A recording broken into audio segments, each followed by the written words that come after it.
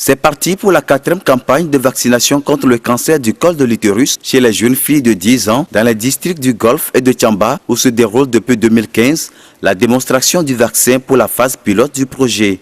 Sont concernées les jeunes filles de la 2e année du dit projet qui se verront administrer la seconde dose du vaccin. Les résultats obtenus pour les précédentes campagnes sont satisfaisants avec des couvertures vaccinales administratives respectives avoisinant les 100% des sujets dénombrés dans les 2 districts.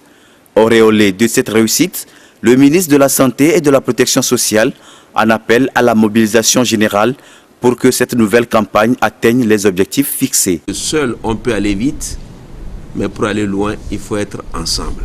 Et c'est ce pourquoi nous allons appeler les différents acteurs, les agents de santé, les agents de l'éducation nationale, les autorités religieuses et les autorités administratives, les communautés à nous aider et à se mobiliser pour la réussite de cette 4e campagne. Nous espérons ardemment que cette 4e campagne sera couronnée d'un succès au moins aussi comparable à celui des 3 premières campagnes. La campagne a donc démarré ce lundi 29 mai pour prendre fin le 2 juin prochain.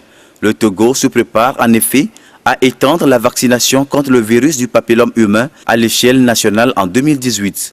Mais pour en arriver là, il faut la prise en compte d'un certain nombre de recommandations. Nous recommanderons que le PEV continue de bien se porter et d'encore améliorer ses performances, qu'il y ait des ressources qui soient mobilisées pour qu'on puisse assurer cette vaccination de manière continue. Parce que pour l'instant, ce sont les partenaires qui soutiennent l'introduction. Mais après, il faut que le pays puisse soutenir la dispensation de cette vaccination-là. Également, il faut que la multisectorialité puisse être efficace, que les différents secteurs de développement puissent travailler ensemble et tout ceci soutenu par de la recherche. Il est à noter que ces campagnes de vaccination contre le cancer du col de l'utérus sont couplées de séances de sensibilisation sur la santé sexuelle et le lavage systématique des mains dans les écoles. Le vaccin n'est que préventif, l'adoption de modes de vie sains est à encourager notamment.